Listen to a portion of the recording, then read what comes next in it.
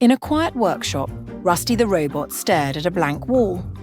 "I wish I could paint," he sighed, "but my hands are too clunky." Suddenly, a tiny bee with a paintbrush for a tail buzzed in.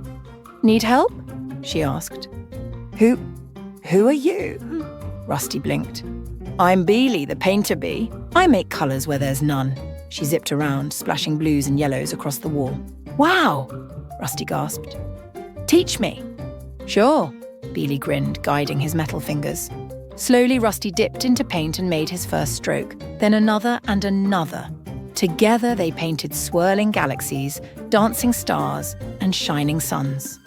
"It's beautiful," Rusty whispered. Beely smiled. "Sometimes, it just takes a friend to show you how bright you can be." In a dusty thrift shop, Milo found a strange blue coat hanging in the corner. "Try it on," the shopkeeper winked. As soon as Milo slipped it over his shoulders, the coat purred and lifted him an inch off the ground. "Whoa, it hovers," Milo grinned. "Where would you like to go?" the coat whispered.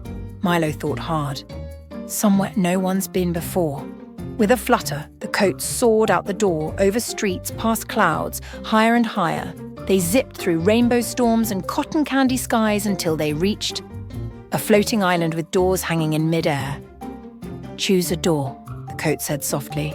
Milo reached for a shimmering silver one, but suddenly, all the doors began to glow.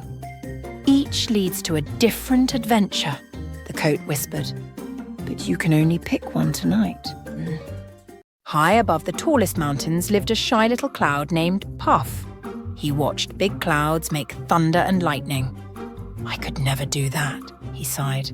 One day the sun whispered, "Puff, the garden below needs help. Can you try?" "Me? But I'm too small," Puff said. "Please," the sun smiled. Puff floated down and gave a tiny squeeze. Out came the softest drizzle. Flowers perked up. Trees sighed in relief. "More, Puff," said the sun, and Puff gave just enough to bring the garden back to life. Back home, the big clouds cheered. "Look who made rain today!" And Puff finally felt big enough. In a quiet workshop, Rusty the robot stared at a blank wall. "I wish I could paint," he sighed, "but my hands are too clunky." Suddenly, a tiny bee with a paintbrush for a tail buzzed in. "Need help?" she asked. Who are you?" Rusty blinked. "I'm Beely, the painter bee. I make colours where there's none." She zipped around, splashing blues and yellows across the wall. "Wow!" Rusty gasped. "Teach me." "Sure," Beely grinned, guiding his metal fingers. Slowly, Rusty dipped into paint and made his first stroke, then another and another. Together, they painted swirling galaxies, dancing stars, and shining suns. "It's beautiful," Rusty whispered. Beely smiled. "Sometimes, it just takes a friend to show you how bright you can be." Every morning, Lila tended her tiny garden on the castle wall. Roses, tulips, daisies, all bloomed under her care. But one misty dawn, a shadow loomed overhead. A dragon! "Please don't eat my flowers," Lila begged, but the dragon sighed. "I don't want flowers, I need help." He opened a claw, revealing a wilted golden seed. "I've tried planting it everywhere, but it won't grow." Lila smiled gently. "Let's try together." They dug a small patch in her garden, watered it, and waited. Days passed. Then, sprout! A golden vine shot up, wrapping around the castle. "It needed kindness," Lila said softly. The dragon beamed. "And now I'll guard your garden, always." From then on, the dragon's wings shaded the flowers, and every visitor left with a golden bloom.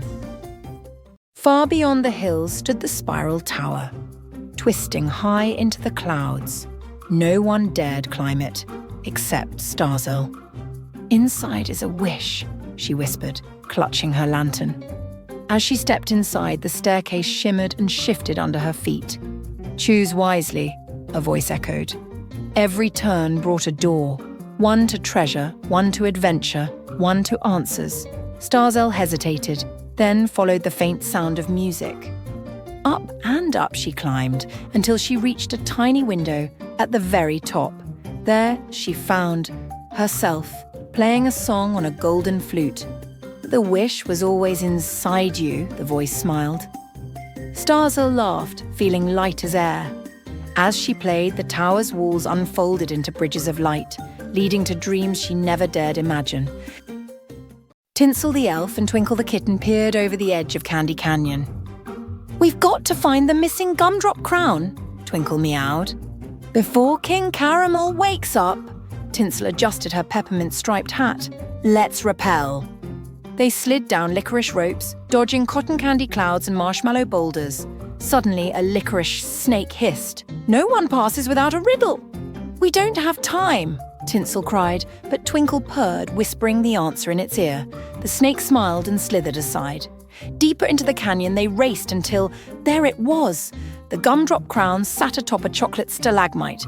Carefully they lifted it, just as the sun rose. "Quick!" Tinsel giggled. "Back to the castle!" And as they placed the crown on the king's head, he stirred and smiled, none the wiser to their sugary adventure. Mira was bored. "No one ever texts me first," she sighed, scrolling her phone. Suddenly, a new message blinked in. "Hello, human, this is Dragon." Mira laughed. Very funny. But the next message read, "I need your help." Curious, she replied, "Help with what?" A map appeared on her screen, leading to the old quarry. That's weird, Mira thought, but she grabbed her bike and rode off. At the quarry's centre stood a dragon, scales shimmering like phone screens. "You really came," he smiled. "I've been trapped in this Wi-Fi signal for years." Mira held up her phone. "You're inside my phone?" "Not for long," he winked. With a flash, he soared into the sky, leaving behind a tiny glowing icon. Dragon contacts. 1. Mira grinned. Best text ever. Every fish in Coral Reef admired Bubbletail's shimmering, bubble-blowing tail. But Bubbletail didn't want to stay in the reef. "I want to explore beyond the kelp," she declared. So one morning, she swam past the coral towers, leaving a trail of glittering bubbles behind. "Careful," warned the seahorses. "Beware the deep." But Bubbletail swam bravely on. Soon the water grew darker. Then, glowing eyes. "Who goes there?" rumbled a giant sea turtle. Bubbletail gulped. "I'm Bubbletail. I want to see the world." The turtle chuckled. "Then hop on, little explorer." Together they glided through underwater caves and shipwrecks, past glowing jellyfish and singing whales. "The world is big," Bubbletail whispered, "but not so scary when you've got friends." And her bubbles sparkled brighter than ever as they journeyed on.